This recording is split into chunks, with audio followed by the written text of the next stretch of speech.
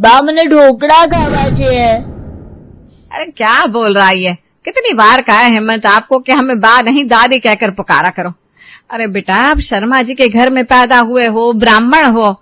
अरे कीर्ति पटेल क्या सिखाती रहती है इसे? अरे बा हूं शू करूं हवे? अरे पहले तू हिंदी में बोल तो कुछ समझ में आया हमें। अरे बा मैं कह रही हूँ कि अब मैं हेमंत को कितना कहती हूँ कि गुजराती में बात मत कर, लेकिन वो क्या है ना, अपने नाना नानी के साथ जब जब बात करता है तो वो गुजराती ना उसके मुंह पर आ ही जाती है। मैंने तो मंथन को पहले ही कहा था कि ये गुजराती और उप का दलिया मत बना, लेकिन वो तो ले आया कीर्ति पटेल। ये रही माँ आपकी बहू। अब देखो ये हमारा पोता हलवा खाने की बजाय ढोकला मांगता रहता है पूरा दिन। लेकिन भाई इसमें बुराई क्या है? ढोकला ना हेल्दी होता है। हाँ सब कुछ हेल्दी है गुजरातियों का, लेकिन हमें नहीं भाता उसका क्या करें? अरे क्या बा, आप भी ना, जो भी मैं ढोकला बनाती हूँ आप ही तो सबसे ज्यादा ढोकला खाती है। चलो अब झूठ मत बोलो। क्या कीर्ति, कंट्रोल कंट्रोल। हम सबको पता है तुम्हारे हाथ का ढोकला, खांडवी, खमण सब कुछ अच्छा होता है, लेकिन हर बात बोलना जरूरी नहीं होता है ना। ए हाँ समझ गई, बा को सच पसंद नहीं है ना वैसे भी। ये भी सामने नहीं बोलना होता है कीर्ति। ए ओके ओके समझ गई हो। अरे ये कुछ समझती नहीं है मंथन, आज तक इसे लिट्टी चोखा ठीक से बनाना नहीं आया। बोलो मेरा मतलब है माँ धीरे धीरे सीख जाएगी, वो भी तो कोशिश कर रही है ना। हाँ तो अब तो शादी हो गई है, अब मैं कर भी क्या सकती हूँ बेटा, बस धीरे जी रख सकती हूँ। कोई नहीं, अब देखो कल ब्राह्मण भोज है घर पर और सत्यनारायण की पूजा है, तो सब कुछ अच्छे से बनाना है कीर्ति। अरे फिकर नोट माँ जी, मैं हर साल अच्छे से ही तो बनाती हूँ खाना, क्या बोलते हो? अरे अच्छे से मतलब गुजराती वाली दाल नहीं, उप वाली दाल बनानी है जिसमें मीठा कुछ नहीं डालना, समझी? ए हाँ हो समझ गई, अगली बार तो मिस्टेक हो गई थी, इस बार नहीं होगी बा, आप चिंता मत करो। और तुम लोगों को अपने दोस्तों को बुलाना हो तो बुला लेना, ठीक है? मैं अपने कुछ ऑफिस के दोस्तों को बुला लूंगा, लेकिन कीर्ति उनके सामने मुझे मंथन भाई मत कहना, वो सब लोग ना मुझ पर हंसते लगते हैं। अरे तो आप भी मुझे कीर्ति बेन बोलो ना, उसमें क्या हो गया? कीर्ति प्लीज, नो मंथन भाई, नो कीर्ति बेन, समझी गई? मेरा मतलब है समझ गई तुम? ये देखो अब तो भी इसकी भाषा बोलने लग गया। चलो चलो अब मैं ऑफिस जाता हूँ, आओ जो, मेरा मतलब है आता हूँ मैं। पता नहीं लड़कों को क्या ही हो जाता है लड़कियों से मिलकर। अरे क्या देख लिया था इस कीर्ति पटेल ने इसमें? वाह हाँ बेटा आ गया जिम से? हाँ माँ आप कुछ सोच रही थी क्या? भैया को देखकर मैंने देखा आपको। अरे क्या बोलूं बेटा, अब जो हादसा हो गया है वो तो हो ही गया है, उसे बदल तो नहीं सकते। अब भाभी की बात करिए क्या? और किसकी करूंगी? मेरी जिंदगी का सबसे बड़ा हादसा है ये कीर्ति पटेल। लेकिन माँ भाभी कितनी प्यारी है, अब क्यों खामखा उन्हें सुनाती रहती है? अरे बेटा तू नहीं समझेगा, एक सास के दिल के अरमान। खैर तू ये छोड़, कल घर में ब्राह्मण भोज है, इसलिए तुझे अगर अपने दोस्तों को बुलाना हो तो बुला सकता है। कल दोस्तों को घर पर बुला सकते हैं? हाँ क्यों नहीं, हमें इतने पुराने ख्यालों के थोड़ी ना है कि अपने बच्चों के दोस्तों को मना कर देंगे। तुझे जिससे भी बुलाना हो बुला सकता है बेटा, कोई चिंता मत कर। और अगर दोस्त लड़की हो तो? अरे मैंने कहा ना हम इतनी छोटी सोच नहीं रखते, बुला लेना जो भी है। ठीक है, लव यू। अरे पगला। अगले दिन ब्राह्मण भोज की सारी तैयारियां हो गई थी, लेकिन अभी भी रसोई से चिल्लाने की आवाज आ रही थी। अरे तुझे कहा था ना कीर्ति के दाल में चीनी मत डालना। अरे बा मैंने नहीं डाली है चीनी दाल में। और दाल में मना किया तो सब्जी में क्यों डाल दी फिर? वो मुझे लगा आपने दाल में मना किया है तो कुछ तो मीठा होना चाहिए ना खाने में, तो सब्जी मीठी बना दी।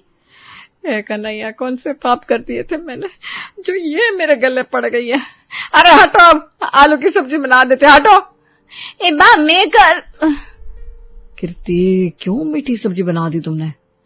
अगली बार ब्राह्मणों को पसंद आई थी तो मैंने सोचा इस बार भी खुश हो जाएंगे, लेकिन माँ जी को मैं कुछ भी कर लूं ना गलत ही लगती हूँ। हाँ मैं समझता हूँ कि तुम्हारा इरादा कभी गलत नहीं होता, लेकिन माँ को पता नहीं क्यों तुम्हारी हर बात से परेशानी हो जाती है। कोई बात नहीं, जब तक मैं उन्हें पसंद नहीं आ जाती ना तब तक मेरी कोशिश चालू रहेगी। हाँ वाह, वो बाहर ब्राह्मण जी मीठी सब्जी मांग रहे हैं, वो दो ना। क्या मीठी सब्जी मांग रहे हैं? हाँ कह रहे कि हमें वही खानी है, बहुत अच्छी लगती है। चलो मैं ले चलता हूँ, सब्जी यहीं पड़ी है। हाँ चलो माँ, आप भी आइए ना, मुझे आपको किसी से मिलवाना है। हाँ हाँ, अब ब्राह्मणों को पसंद आई गई है तो ठीक है, मैं आलू नहीं बनाती। ज्यादा खुश होने की जरूरत नहीं है, ब्राह्मण लोग अन्न का अपमान नहीं करते ना, इसलिए तुम्हारे हाथ की सब्जी खा रहे हैं बस। चलो किसी भी बहाने खा तो रहे ना बा, यही काफी है। चल, तुझे किससे मिलवाना है बता। आप ही ने तो कहा था हमारी सोच छोटी नहीं है। अरे सोच छोटी नहीं, इसका मतलब ये थोड़ी है कि तू किसी को भी ले आएगा यहाँ और कहेगा ये लो माँ ये है आपकी बहू। माँ, मैं गीत से प्यार करता हूँ। कन्हैया, ये हमारे बेटों को हम पर दया क्यों नहीं आती है। एक ने गुजराती बहू ला दी और ये दूसरा खड़ा है इस पुंजापन को लेकर। मम्मी जी तुझसे टेंशन ना लो, मैं सब कुछ सीख जाऊंगी। अरे इसे 9 साल हो गए, ये आज तक कुछ नहीं सीख पाए, यह क्या सीख लेगी। नहीं नहीं नहीं, मैं इस रिश्ते के लिए बिल्कुल भी तैयार नहीं हूँ। पापा आप कुछ कहिए ना माँ से। शीला देखो, अब बच्चे बड़े हो गए, उन्हें पता है वो किसके साथ जीवन बिताना चाहते हैं, हमें उन पर जोर जबरदस्ती नहीं करनी चाहिए। अरे लेकिन आप जरा सोचिए कि ये जेठानी देवरानी रहेंगी कैसे एक साथ, दोनों को एक दूसरे की भाषा नहीं आती, ससुराल के बारे में तो छोड़िए लेकिन एक दूसरे के साथ कलेश कर देंगे दोनों। नहीं नहीं नहीं, हमें अपने घर की शांति को भंग नहीं करना है। बाप ऐसा क्यों सोच रही है कि मैं गीत बेन से लड़ूंगी? मैं तो कहती हूँ गुजरात और पंजाब दोनों मिलजुल कर रहेंगे, क्या गीता बेन? हाँ मम्मी जी। क्या? मेरा मतलब है कि अभी के लिए आंटी जी, मैं और कीर्ति भाभी जी ना घुल मिलकर रहेंगे, हम क्यों एक दूसरे से लड़ने लगे भला? देखा माँ, अब तो भाभी भी कह रही हैं कि उन्हें कोई परेशानी नहीं है। अरे तेरी भाभी को क्या पता कि जेठानी देवरानी बनने के बाद सब कुछ बदल जाता है, हमारी उम्र हो गई है। चलो आज नहीं तो कल इस दुनिया से चले जाएंगे, लेकिन ये दोनों गुजरातन और पंजाबन अगर लड़ने लगी तो मेरे बेटे भी एक दूसरे से दूर हो जाएंगे। नहीं नहीं, मुझे ऐसी कोई बहू नहीं चाहिए। लेकिन माँ वो तो अगर मैं आपकी पसंद से शादी करूंगा तब भी हो सकता है, उसकी क्या गारंटी है कि तब जेठानी देवरानी नहीं लड़ेंगी? अरे ये दोनों अलग अलग समाज से हैं, इसे ढोकला बनाना नहीं आता, इसे पराठा बनाना नहीं आता, अब कोई भी बात हुई तो दोनों कलेश कर देंगे घर में। अरे बा ऐसा कुछ नहीं होगा, आप ना खामखा चिंता कर रही है। हाँ कीर्ति भाभी, आप मुझे ढोकला बनाना सिखा दीजिएगा, मैं आपको पराठे बनाना सिखा दूंगी, ठीक है? ला हो गई प्रॉब्लम सोल्व, अब तो कोई दिक्कत ही नहीं है बा। अरे मैं इनसे पीछा छुड़ाना चाहती हूँ और ये दोनों है कि मेरे ही खिलाफ मिलकर गेम खेल रही है। कम से कम एक बहू तो हमारी पसंद की आ जाए। हम ये कह रहे हैं कि चलो शीला, अब कहने को कुछ नहीं बचा, दोनों बहुएं तैयार है एक दूसरे के साथ घुल मिलकर रहने के लिए। तो इसका मतलब गीती बनेगी इस परिवार की छोटी बहू। अरे बल्ला बल्ला, हेलो हेलो। शीला ने तो एड़ी चोटी का जोर लगाया था लेकिन उसका काम बना ही नहीं और गीत बनकर आ गई शर्मा परिवार की छोटी बहू। अब एक तरफ गरबा तो एक तरफ भंगड़ा। ये कीर्ति और गीत ने अगर हाथ नहीं मिलाया होता तो आज मैं अपनी पसंद की बहू ला देती, लेकिन दोनों ने मेरी खुशी ही छीन ली। अब देखती हूँ कितने दिनों तक ये दोनों बहने बहने बनकर खेलती हैं ससुराल में। अरे गीत बेन, मैं तो बहुत खुश हूँ आप इस घर में आ गई है, अब तो मुझे कंपनी मिल जाएगी। मैंने भी बड़ी खुशी हो रही है आपकी देवरानी बनकर पप्पी जी। अब तुम दोनों का भरत मिलाप हो गया हो तो ससुराल के कुछ काम भी कर लो। हाँ हाँ मम्मी जी, कहिए ना क्या क्या करना है। हाँ बाप, तो हम दोनों मिलकर काम करेंगे। हो देखती हूँ, जब एक को ज्यादा काम मिलेगा तो कैसे दोनों नहीं लड़ती। क्या हुआ मम्मी जी, तुझसे कुछ बोल नहीं रही? अरे छोटी बहू अभी अभी आई है, उससे इतना काम करवाना सही नहीं होगा। कीर्ति तू एक काम कर, सारा खाना आज तू बना ले, और देख शाम को कुछ मेहमान भी आ रहे हैं तो उनका खाना भी तुझे ही बनाना है। शाम को मेहमान भी आ रहे? हाँ क्यों, तुझे कोई तकलीफ है? जानती हूँ बहुत काम हो गया है तेरे ऊपर, लेकिन अभी छोटी बहू नई नई है, उससे काम करवाना अच्छा नहीं लगता। गीत आजा पुत्र, तू मेरे पास बैठ, हम दोनों खूब सारी बातें करते हैं। मैं? अरे हाँ हाँ कोई बात नहीं, मैं कर लेती हूँ ना सारा काम, आप दोनों बैठकर बातें कीजिए। हाँ मुझे पता है कीर्ति को मन में दुख तो हुआ है कि आज तक मुझे तो माँ जी ने कभी अपने पास नहीं बिठाया, लेकिन गीत को बिठा रही है। अब देखती हूँ कैसे दोनों बहनें बनकर रहती है। शीला ने जाल तो काफी अच्छा बिछाया था जिससे गीत और कीर्ति के बीच में अनबन हो जाए, लेकिन उसे क्या पता था उसका डाव ही उल्टा पड़ जाएगा। कीर्ति रसोई में काफी थक गई है, पसीना पोंछ रही है, तभी शीला वहां आती है। लगता है काफी थक गई कीर्ति, है ना? हाँ बा, आज तो मेरी कमर ही टूट गई है, इतने सारे मेहमानों का खाना। हाँ बेटा, जानती हूँ तूने सब कुछ अकेले बनाया है, तो गीत को भी तो सोचना चाहिए था, लेकिन क्या करे, उसने सोचा ही नहीं तो अकेले सब कुछ कैसे करेगी। मेरे पास तो कुछ देर बैठी थी, बातें की और फिर अपने कमरे में चली गई आराम करने। ए बा, गीत तो हाँ समझ सकती हूँ, अभी वो नहीं है, लेकिन तेरी मदद तो कर ही सकती थी ना। सब्जी काटना, आटा गूंथना, कितना काम होता है रसोई में। ए बा, लेकिन गीत तो, अरे सच में मुझे भी लग रहा है तेरे साथ अन्याय हुआ है कीर्ति, तुझे खुद गीत से बात करनी चाहिए। क्या गल करनी है मेरे नाल मम्मी जी? हाँ, गीत यहाँ क्या कर रही है? बा, मैं वही तो कह रही थी आपसे कि गीत यही है, वहां बैठकर रायता बना रही थी, लेकिन आप मेरी बात सुन ही नहीं रही थी कब से। गीत तो कुछ देर के बाद ही मेरे पास आ गई थी मदद के लिए। अरे मम्मी जी, कीर्ति भाभी अकेले इतना सब कुछ कैसे करती? और मैं भी तो बोर हो रही थी कमरे में, तो यहीं आ गई उनकी मदद करने। और गीत की मदद से ना सब कुछ बहुत जल्दी जल्दी हो गया बा, बस अभी ढोकला बनाना बाकी है। इन दोनों ने फिर से मेरे प्लान को चौपट कर दिया, अब क्या करूं? अब तो एक ही रास्ता है, ये ढोकला, यही मेरा आखिरी हथियार बनेगा। क्या हुआ मम्मी जी, आप फिर खो गई? अब मैं ये सोच रही थी, गुजराती ढोकले से अच्छे तो पंजाबी पराठे होते हैं। नहीं गीत, मैं सही कह रही हूँ ना? हाँ जी, ये बात आपने बिल्कुल सही की जी, हमारे पंजाब के पराठे तो सबको टक्कर मार सकते हैं। ऐसा नहीं है गीत बहन, ढोकले इतने स्वाद होते आप खुद को रोक नहीं पाएंगे उनको खाने से। हाँ भाभी जी, लेकिन पराठे को कोई नहीं हरा सकता। ढोकला अच्छा होगा लेकिन पराठों से बेहतर नहीं हो सकता। आपने कभी खाए ढोकले? नहीं खाए है ना, इसलिए ऐसा बोल रही हैं। खाए भी हैं, बनाए भी हैं। भाभी जी, आपको क्या लगता है मुझे ढोकला बनाना नहीं आता? ये हुआ ना महासंग्राम। अब मुझे तो लगता है कीर्ति को इतने अच्छे पराठे बनाने नहीं आते। ए ना हो बा, मेरे को आते। अच्छा, तो चलो एक काम करते हैं, गीत आज ढोकले बनाएगी, कीर्ति आज पराठे, देखते हैं कौन जीतना है। मैनू मंजूर है। हाँ तो मैं भी रेडी हूँ। अब जब दोनों से चीजें नहीं बनेगी तब आएगा मजा। बात उछल रही थी, हम दोनों साथ में रहेंगे, कभी लड़ेंगे नहीं, ढोकला और पराठे इनके बीच जंग छेड़ देंगे, तभी मेरे बेटों को समझ में आएगा कि उनकी माँ सही थी। शीला ने तो ढोकले और पराठे की फुलझड़ी को आग लगा दिया था। अब इंतजार था तो धमाके का। रात को सबके सामने टेबल पर गीत अपने ढोकले और कीर्ति अपने पराठे लेकर आती है। अब दोनों सच में चाहती हैं कि हम बताएं कि कौन जीता है? अरे अब जंग हुई है तो बताना तो पड़ेगा ना। अरे क्या जरूरत है इस सब की, लेकिन तुम दोनों ही अच्छा खाना बनाती हो, ढोकला हो या पराठा, क्या फर्क पड़ता है? नहीं, आज तो आप बताइए कि कौन सबसे बेहतर है, ढोकला की परोठा? भैया, अगर किसी एक के बारे में भी बुरा कहा तो हम दोनों फंस जाएंगे। बात तो तू बिल्कुल सही कह रहा है छोटे, कैसा धर्म संकट है ये। चलो छोड़ो, मैं ही बता देती हूँ कौन बेस्ट है। हाँ मम्मी जी, आप चेक कर देखिए लीजिए। ये ढोकले में से पंजाबी छोले के मसाले की खुशबू क्यों आ रही है, और ये पराठे मीठे क्यों है? क्योंकि मैंने गुजराती पराठे बनाए थे और मैंने पंजाबी ढोकले।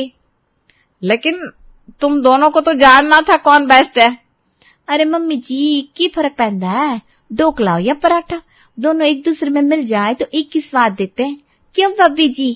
हाँ गीत, मुझे तो ये पंजाबी ढोकले बहुत पसंद आए और ये गुजराती पराठे तो अब मेरे फेवरेट हो गए जी। वाह, तुम दोनों ने क्या मिसाल कायम की है। किसी की नजर ना लगे दोनों को। अरे एक और चीज है जो हमने सीखी है। क्या? पंजाबी गरबा और गुजराती भांगड़ा। ये हलो बल्ला बल्ला। शीला, अब तो तुम्हें कोशिश छोड़ ही देनी चाहिए, क्योंकि जब जिठानी देवरानी मिल जाती है तो सास की बैंड बजना पक्का है। क्या कहा आपने? अब मैं कह रहा था बहुओं, मैं भी तुम लोगों को ज्वाइन करता हूँ। रुको रुको। अच्छा ये पप्पा जी। ए हेलो। ओए बल्ले बल्ले। वैसे ये पंजाबी ढोकला है तो स्वादिष्ट। देखो तो अभी से चेहरे पर ये झुर्रियां आ रही हैं। और हमारी सुमन भाभी को देखो, जैसे कल ही कॉलेज से निकली हो। सच कह रही हो ननद जी, ऊपर से सब उनके गुण गाते रहते हैं, सुमन बहू ये, सुमन बहू वो। मैं तो तंग आ गई हूँ उनकी तारीफें सुन सुनकर। इसीलिए कुछ ज्यादा ही अकड़ में रहती है सुमन भाभी। कल नहीं देखा था जब आसू भैया के दोस्त ने आपको उनकी वाइफ ना समझकर सुमन भाभी को समझा, कैसे इतरा रही थी। कुछ नहीं भूली हूँ ननद जी, ये सुमन भाभी मेरी आंखों में करौंदे के कांटे की तरह चुभती है। जाने किस चक्की का आटा खाकर आई है अपने मायके से, जो हम सबसे छोटी और जवान दिखती है। खैर आप ये सब छोड़ो ननद जी, जल्दी जल्दी तैयार हो जाओ, वो लोग आते होंगे। हाँ भाभी तैयार तो हो रही हूँ, बस डर है कि कहीं हर बार की तरह आज फिर उन गुण सुंदरी की वजह से कोई तमाशा ना हो।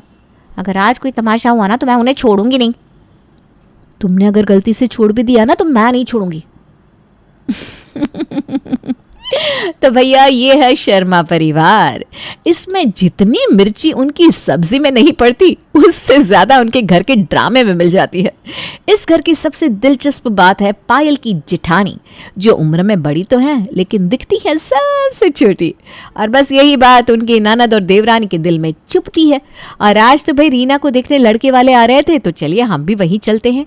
अरे सुमन बहू, रीना को बोलना चेहरे पर कम पेंटिंग करे, वरना फिर वो सारा दोष तुझ पर मर देगी। मुझ पर क्यों मर देगी माँ जी, आज तो उसे देवरानी जी तैयार कर रही हैं। क्या? वो लाली लिपस्टिक तैयार कर रही है, फिर तो हो गया कल्याण। अभी सास सुजाता और सुमन बात कर ही रहे थे कि घर की डोरबेल बजती है। लड़के वाले रीना को देखने आ गए थे। अरे सुमन, जा रीना को ले आ। जी माँ जी।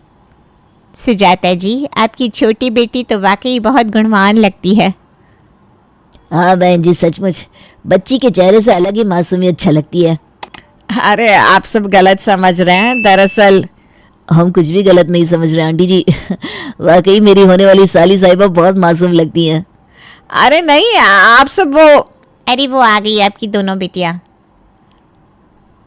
क्यों बेटा, क्या कहते हो? कैसी लगी तुम्हें हमारी रीना बेटी? बेशक आपकी दोनों बेटियां बहुत सुंदर और गुणवान है, पर मुझे आपकी ये छोटी बेटी बहुत पसंद है। देखो ना कितनी मासूम सी है, मैं इन्हीं से शादी करना चाहता हूँ। अरे ये क्या बेटी बेटी कह रहे हैं आप लोग? और माँ जी आप कुछ बोलते क्यों नहीं हो? ये कोई बेटी नहीं है, ये हमारी जेठानी है सुमन, रीना की बड़ी भाभी। क्या? पर ये तो आप सबसे उम्र में छोटी और जवान दिखती है। हाँ वो क्या है ना, ये कुछ ज्यादा ही बन ठन कर रहती है ना, इसलिए। पायल तुम मुझ पर इल्जाम लगा रही हो, तुम्हारी ये चिंगारी लगाने की आदत जाएगी नहीं। भाभी झूठ बोलूं तो काला कौवा काटे, पर ये तमाशा पहली बार तो हो नहीं रहा, पहले भी ऐसा हो चुका है। दिखाई रीना की होती है और पसंद आप कर ली जाती हैं। सुमन भाभी, आप जानबूझकर मुझे लेकर सबके सामने आती है ताकि सब मुझे पसंद ना करके आपको पसंद करे। पायल, आखिर तुम अपने मकसद में कामयाब हो ही गई ना। तुमने रीना के मन में मेरे लिए नफरत के बीज बो ही दिए ना। पर रीना, मैं सच कह रही हूँ, ऐसा कुछ भी नहीं है जैसा तुम सोच रही हो। माँ ये सब कुछ मैं नहीं जानता। अगर ये रीना की भाभी है तो अब इनसे मेरा रिश्ता तो हो ही नहीं सकता। पर मैं बिल्कुल ऐसी लड़की से शादी करना चाहता हूँ जो दिखने में अपनी उम्र से ज्यादा छोटी और जवान दिखती हो। तो भाई इतना कहकर टोनी और उनके घर वाले वहां से सरक लिए। पर अब सुजाता शर्मा के परिवार में एक नया कलेश शुरू हो गया। झूठ बोले तो काला कौवा काटे। देखा नाना जी, आज फिर सुमन भाभी की वजह से आपका रिश्ता टूट गया। आखिरकार जिसका डर था वही हो गया।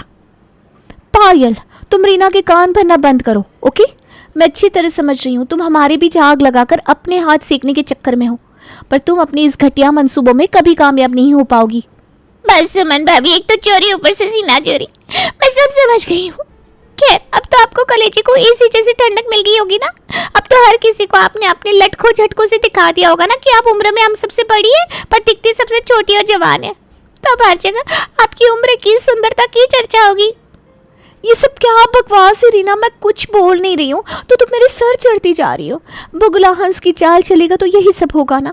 खैर, तुम लोगों की बकवास से मेरा सिर दर्द हो गया है। चाय बनाने जा रही हूँ, किसी को पीना हो तो आवाज लगाकर बता देना। सुमन भाभी की अकड़ तो देखो ननद जी, एक तो इनकी वजह से इतना सब कुछ हो गया, आपसे माफी मांगने की जगह उल्टा धौंस दे रही है। कुछ तो करना पड़ेगा इनका। मैंने सोच लिया इनका क्या करना है। कुछ ऐसा करूंगी कि ये बूढ़ी हो जाएगी, माँ से भी बड़ी दिखेंगी। पर वो कैसे ननद जी? इधर लाओ कान आपके। रीना ने पायल के कान में धीरे से कुछ फुसफुसाया, जिससे पायल की आंखें खुशी से चमक गई। वो लग गई अपने काम में। अगले दिन दोनों चुपके से बाथरूम में घुसी और सुमन के शैम्पू में उन्होंने सफ़ेद डाई मिला दी। फिर दोनों सुमन के नहाने का इंतजार करने लगी। अब देखना भाभी, जैसे ही सुमन भाभी बाल धोएंगी ना इस डाई वाले शैम्पू से, उनके सारे बाल सफेद हो जाएंगे। फिर वो बड़ी नहीं, सीधा बूढ़ी दिखेंगी। क्या प्लान बनाया है ननद जी। चुप चुप चुप, सुमन भाभी आ रही है। अरे मैंने तो बाल गीले कर लिए, पर आज तो गुरुवार है, शैम्पू कर लिया तो माँ जी डांटेंगी। नहीं, ऐसे ही नहा लेती हूँ। तो भाई फिर क्या था, सुमन ने सिर्फ पानी से नहा लिया, शैम्पू को तो छुआ तक नहीं। जैसे ही वो बाहर आई, उसके गीले बाल देखकर पायल और रीना की आंखें खुशी से चमक गई। अब वो सुमन के बालों के सूखने का इंतजार करने लगी। कुछ देर बाद, अरे ये क्या, सुमन भाभी के बाल तो पहले की तरह ही चमकदार और काले दिख रहे हैं। वही तो, आप ये कैसे सफेद डाई लाई थी भाभी? कहीं गलती से सफेद की जगह काली डाई तो शैम्पू में नहीं मिला दी? एक काम ना आपसे ढंग से नहीं होता। अरे मैंने सच में सफेद डाई ही मिलाई थी, पर ये कैसे हो गया, समझ में नहीं आ रहा कुछ। एक काम करती हूँ, मैं ही अपने बाल धोकर देखती हूँ, तब पता चलेगा क्या माजरा है। तो भाई फिर क्या था, जैसे ही पायल ने उस डाई वाले शैम्पू से बाल धोए, उसके बाल सफेद हो गए। वो चिल्लाते हुए बाहर आई। अरे भाभी, आपके तो सारे बाल सफेद हो गए, अब तो आप ही बूढ़ी लगने लगी, पर ये हुआ कैसे? समझ में नहीं आ रहा ये सब क्या हो गया ननद जी, मेरे बाल।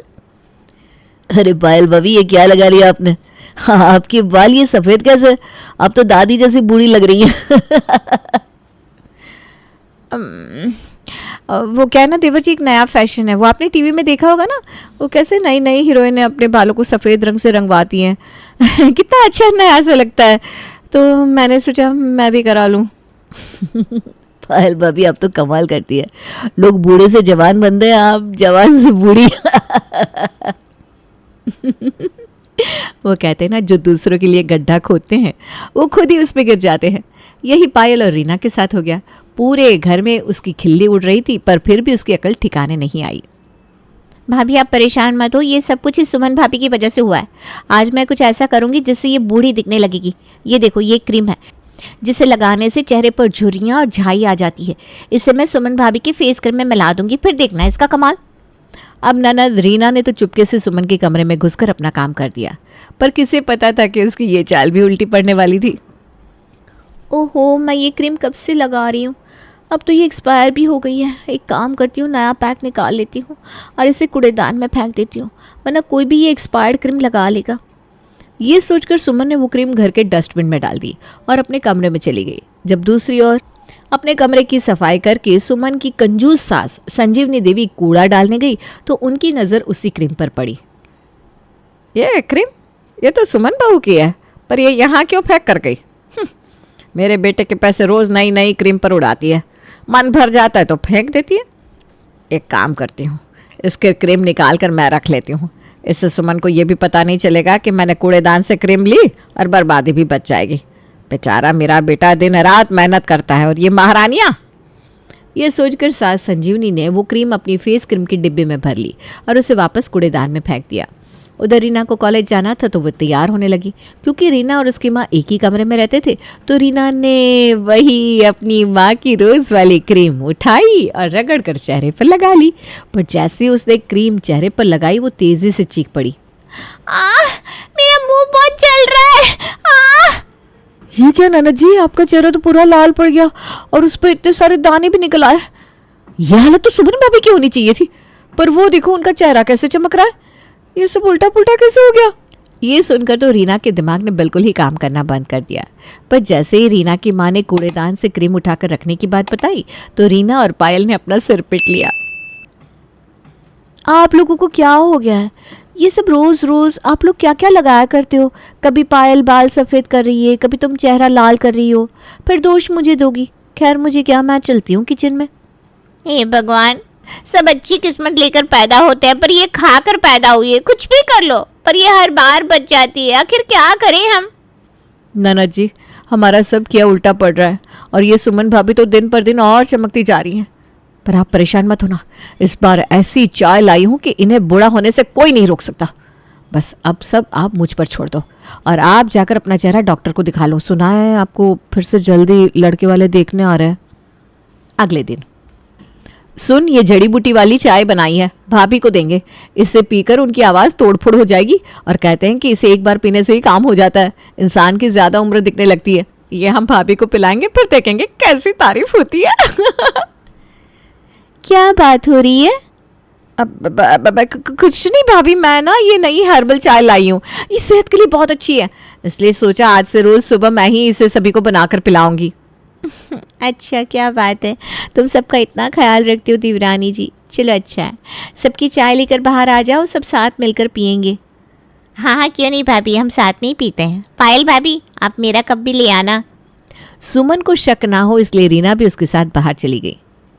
ये सुमन भाभी का जड़ी बूटी वाला कप एकदम कोने में कर देती हूँ और जाते ही सबसे पहले उन्हें ये चाय दूंगी। मेरे ये करने से ननद जी भी समझ जाएगी कि मैंने किस कप में जड़ी बूटी मिलाई है। आज तो सुमन भाभी के चेहरे की सारी चमक जानी तय है। अपने प्लान के तहत पायल सबकी चाय लेकर खुशी खुशी बाहर चल दी, पर तभी रास्ते में सास से उसे ठोकर लग गई। चाय गिरने से बचाने के लिए वो थोड़ी सी घूम गई और सब कुछ इतना जल्दी जल्दी हुआ कि उसे याद ही नहीं रहा कि उसने किस कप में जड़ी बूटी मिलाई थी। हे भगवान, ये क्या हो गया? वो कौन सा कप था जिसमें मैंने सुमन भाभी की वो चाय डाली थी? पायल की तो अब सिट्टी पिट्टी गुम हो चुकी थी। अब उसे यही डर था कि कहीं गलती से वो कप रीना ना उठा ले। अरे देवरानी जी, किस सोच में डूबी हुई हैं आप? और ये आपके चेहरे पर इतना पसीना क्यों? आप भी चाय पीजिए ना, देखिए सबने अपनी अपनी ले ली है। हे भगवान, अब क्या करूं? कहीं ये इकलौते बच्चे कप में ही तो वो बूढ़े होने की दवाई नहीं है, क्या करूं? क्या हुआ, पीजिए ना। अब हाँ पीती हूँ ना। फिर क्या भाई, पायल ने कांपते हाथों से चाय का कप उठाया और पी गई। और उसकी थी किस्मत खराब। फिर वही हुआ जिसका था उसे डर। पायल ने सच में वो दवाई वाली चाय ही पी ली थी। तो आप सब चाय पीजिए, मैं अभी आती हूँ। अरे पर बहू, हुआ क्या? और ये तुम्हारी आवाज को क्या हुआ? हाँ भाभी, ये कैसे बूढ़ों जैसे बोल रही हो आप? एक तो आपने पहले अपने बाल बूढ़ों की तरह सफेद कर लिए, अब आवाज भी। जरा हमारी सुमन भाभी जी को देखिए, शादी के कितने साल हो गए पर फिर भी कितनी यंग और मासूम दिखती है। और आवाज तो इनकी ऐसी जैसे शहद टपक रहा हो। मेरे सारे दोस्त सुमन भाभी की तारीफ करते नहीं थकते, और आप तो लगता है बहुत जल्द भैया को दूसरी शादी करनी पड़ जाएगी। चुप कर, क्या पता पायल भाभी को कोई दिक्कत हो गई हो, पर तू उनका मजाक बना रहा है। चलिए भाभी, अंदर चलिए, मैं देखती हूँ आपकी आवाज़ को क्या हुआ है। चुप तो तू कर पायल, भाभी के साथ जाना आजकल तुझे भी क्या हुआ है? अभी से तेरे चेहरे पर भी झुर्रियाँ आने लगी है, और ये इतने सारे दाने हैं तेरे चेहरे पर।